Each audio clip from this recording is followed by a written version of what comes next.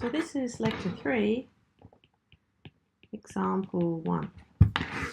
So let's consider the sequence AN defined by AN is equal to minus 1 to the n on n. So let's see, when n equals 1, we have a minus 1. When n equals 2, minus 1 squared gives you a plus, so it's a half, minus a third, plus a quarter, and so on. And if you want to have a look at that, you can see on this excellent GeoGebra website, you can put in any sequence rule you like. There's the particular one. And you can see that this thing looks like it's getting closer and closer and closer to 0. And here's our definition. They've got a capital M instead of a capital N, but otherwise the definition looks just the same as what we had before. You can see it in orange and blue and black and green down near the bottom of the box. And we can even turn on epsilon. Pick a small epsilon, say a half.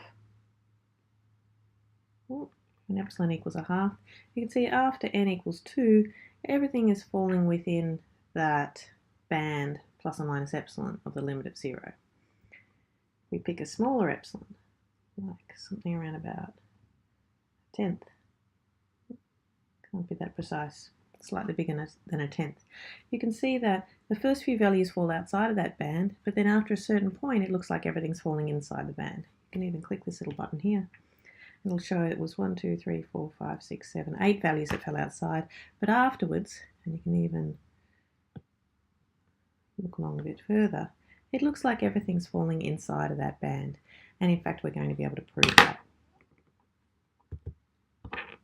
All right, so our conjecture is that the limit exists and it is L equals 0. And we want to try to prove it.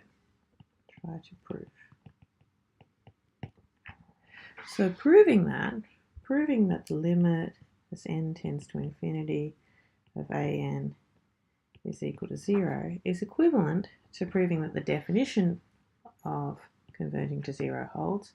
That is, to proving that for all epsilon greater than 0, there exists some capital N in the natural numbers such that if little n is bigger than capital N, then that guarantees you that the difference between the value of the sequence and that limit in absolute value is less than epsilon, i.e. that it's tiny, if we've chosen a tiny epsilon to start with. So we want to prove a there exists claim. And how do you prove a there exists claim in general? Well, one nice way to prove a there exists claim, if you can, is actually construct the object that you want. And that's going to be our strategy. So the whole game is to try to guess a suitable capital N. But this holds for all epsilon, so we want an n which is actually a function of epsilon. And experience tells me try n equals 1 on epsilon. Because if epsilon's tiny, like a 1,000th, that means n is going to be 1,000, which is quite big. And it'll be far enough off to the right, we hope, that we're within an epsilon band of where we want to be. Now there's just a tiny little niggle. 1 on epsilon won't necessarily be an integer, but our definition says that we've got to be an integer. So here's my small fiddle. I use the floor function that rounds down to the nearest integer, and then I add 1.